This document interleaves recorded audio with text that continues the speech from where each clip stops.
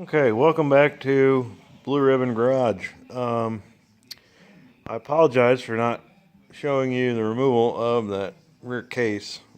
It's fairly straightforward and simple.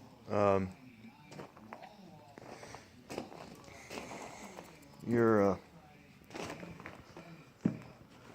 best I can show you is there's a pin here to be removed. There's a pin on the yoke to be removed for the shift linkage. And then it's a matter of 9 bolts. There's 3 across the top, there's 2 on the bottom, and there's 4 on each side, or 2 on each side. Now, I've drained it the best I could. The removal of the housing here is also fairly straightforward. You'll want to take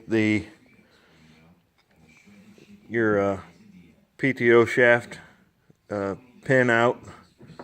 It's just kept in by a little keeper pin with a little cotter pin on the outside of the shaft, on the outside of the housing. And then it's 1, 2, 3, 4, 5, 6, 7 bolts. 1, 2, 3, 4, 5, 6, 7. 2, 4, 6, 8 bolts. And it lifts off. Now, other than it being real grimy and crappy looking, I'm going to have a lot of cleaning up to do here. Lots of brake clean, I guess. My PTO problem, what I come to find out, is a busted pinion gear. It's missing a tooth here. Spinning around this side, it's missing a tooth here. I don't know if you kind of see that.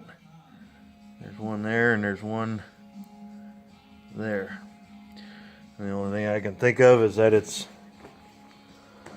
caused itself to set right in the middle and it wasn't able to spin anything. I haven't taken the main drive off here, drive gear. They say there's a pin underneath there that couples the shift coupling. There's a shift coupling, and then there's a little spline piece, and then that goes over top of this, and that pin breaks. It seems like it's still fairly solid, but I'm going to try and take that off next and pull this out, inspect that collar, inspect that shear pin, and once I best I can see is where my pliers. There's a little keeper ring under here.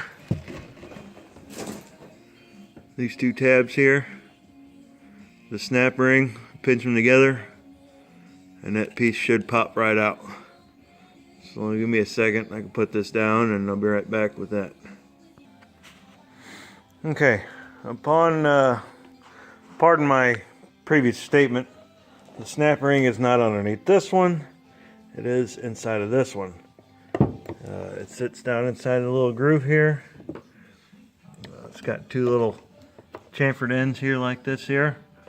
So you can get a screwdriver behind one, behind there, pop that loose, slide your screwdriver up and around underneath of it until it pops completely loose. And shift collar looks good. There's nothing, don't seem like anything is wrong with it.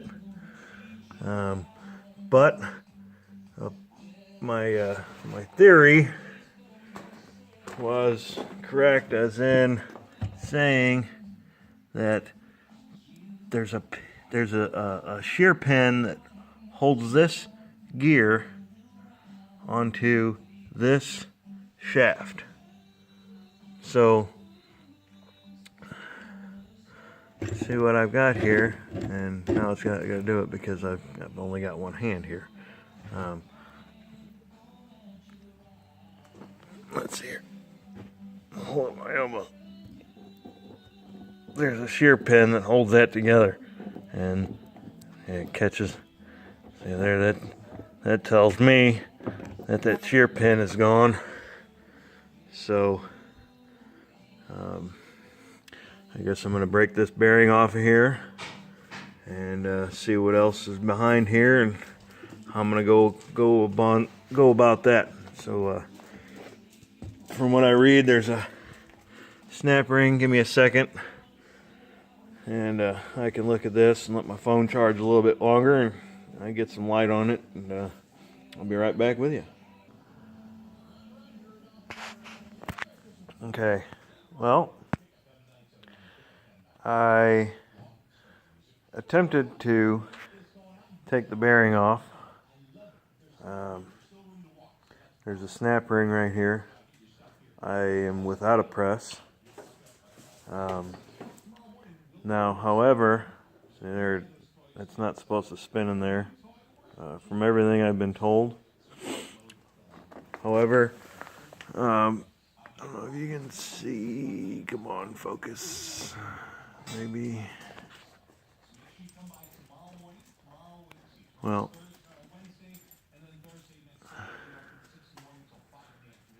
kind of. Well, anyway, there's a spline down inside here on the end of this, and from everything I'm seeing on my book, that spline deal is not a spline. It's just a round, solid slug with a pin through the side of it. So they tell in the book, it says this piece and this piece are a match set. This is a match set. You can reuse this the bearing if you can get it off. I'm probably gonna have to take it into town and have somebody press it off whenever I get to that point. But these two pieces are a match set, so don't think you can go and just buy this piece, or you need to get them together. Otherwise, you can throw stuff off and you'd be back to square one.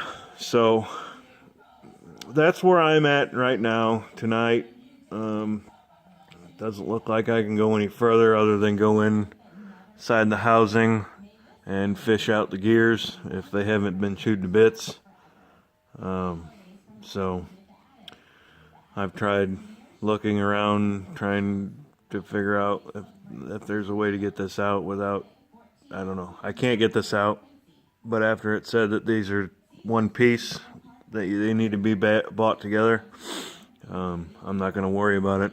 I'll just have someone press the bearing off, buy the new one, press this bearing back onto it, and go from there. So I apologize earlier for not doing a hands-on, one-on-one, how to get that off of there. But my phone, apparently I hit the stop button instead of the pause button and had to start all over and didn't realize it until I had everything apart. So don't roast me too hard, but yeah. So hopefully here in another couple of days I'll run up to Side and Stricker and they'll have what I need, or they can get me what I need, and we'll get her back together and back out in the field. And really all she is just a big brush hog tractor. I say big, 40 horse brush hog tractor. Kind of tired, so maybe like a 35. But yeah, I'm gonna get her back together for this spring. So hopefully whenever I get my parts to put that back together, I will scab in putting everything back together. And I'll find out from the John Deere shed foreman there guy about the carrier bearing. The last people that put this thing together took it apart and put it together, used all RTV. I think I'm going to go ahead and spring for the gaskets. But I got a lot of cleaning up on these parts to do yet. And yeah, so that's the old John Deere 2010. And like I said, whenever I get the parts, I'll try and scab in how I put it all back together. And we'll put it together and we'll fire it up and we'll throw the brush hog on it. And we'll all do this together. So, got any questions? Hit a link on the bottom. Like it if you would. Don't like it if you don't, because, you know, it is what it is. But, yep, again, I apologize. But thanks for watching.